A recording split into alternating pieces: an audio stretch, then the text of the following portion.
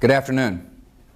On my orders, the United States military has begun strikes against al-Qaeda terrorist training camps and military installations of the Taliban regime in Afghanistan. These carefully targeted actions are designed to disrupt the use of Afghanistan as a terrorist base of operations and to attack the military capability of the Taliban regime. We are joined in this operation by our staunch friend, Great Britain. Other close friends, including Canada, Australia, Germany, and France, have pledged forces as the operation unfolds. More than 40 countries in the Middle East, Africa, Europe, and across Asia have granted air transit or landing rights. Many more have shared intelligence. We are supported by the collective will of the world. More than 2 weeks ago, I gave Taliban leaders a series of clear and specific demands. Close terrorist training camps, hand over leaders of the al-Qaeda network, and return all foreign nationals, including American citizens unjustly detained in your country. None of these demands were met. And now, the Taliban will pay a price. By destroying camps and disrupting communications, we will make it more difficult for the terror network to train new recruits and coordinate their evil plans. Initially, the terrorists may burrow deeper into caves and other entrenched hiding places. Our military action is also designed to clear the way for sustained, comprehensive, and relentless operations to drive them out and bring them to justice. At the same time, the oppressed people of Afghanistan will know the generosity of America and our allies. As we strike military targets, we will also drop food, medicine, and supplies to the starving and suffering men and women and children of Afghanistan. The United States of America is a friend to the Afghan people, and we are the friends of almost 1 billion worldwide who practice the Islamic faith. The United States of America is an enemy of those who aid terrorists and of the barbaric criminals who profane a great religion by committing murder in its name. This military action is a part of our campaign against terrorism, another front in a war that has already been joined through diplomacy, intelligence, the freezing of financial assets, and the arrests of known terrorists by law enforcement agents in 38 countries.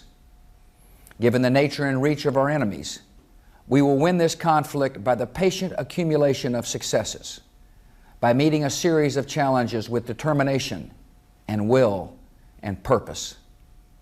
Today we focus on Afghanistan, but the battle is broader. Every nation has a choice to make. In this conflict, there is no neutral ground. If any government sponsors the outlaws and killers of innocents, they have become outlaws and murderers themselves, and they will take that lonely path at their own peril.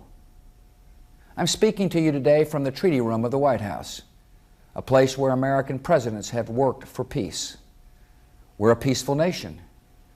Yet as we have learned so suddenly and so tragically, there can be no peace in a world of sudden terror. In the face of today's new threat, the only way to pursue peace is to pursue those who threaten it.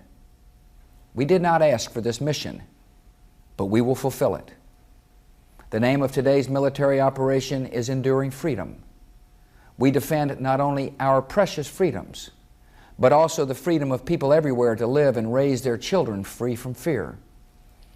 I know many Americans feel fear today, and our government is taking strong precautions. All law enforcement and intelligence agencies are working aggressively around America, around the world, and around the clock. At my request, many governors have activated the National Guard to strengthen airport security. We have called up reserves to reinforce our military capability and strengthen the protection of our homeland. In the months ahead, our patience will be one of our strengths. Patience with the long waits that will result from tighter security. Patience in understanding that it will take time to achieve our goals. Patience in all the sacrifices that may come. Today, those sacrifices are being made by members of our armed forces who now defend us so far from home, and by their proud and worried families. A commander-in-chief sends America's sons and daughters into a battle in a foreign land only after the greatest care and a lot of prayer. We ask a lot of those who wear our uniform. We ask them to leave their loved ones, to travel great distances, to risk injury, even to be prepared to make the ultimate sacrifice of their lives. They are dedicated. They are honorable. They represent the best of our country, and we are grateful.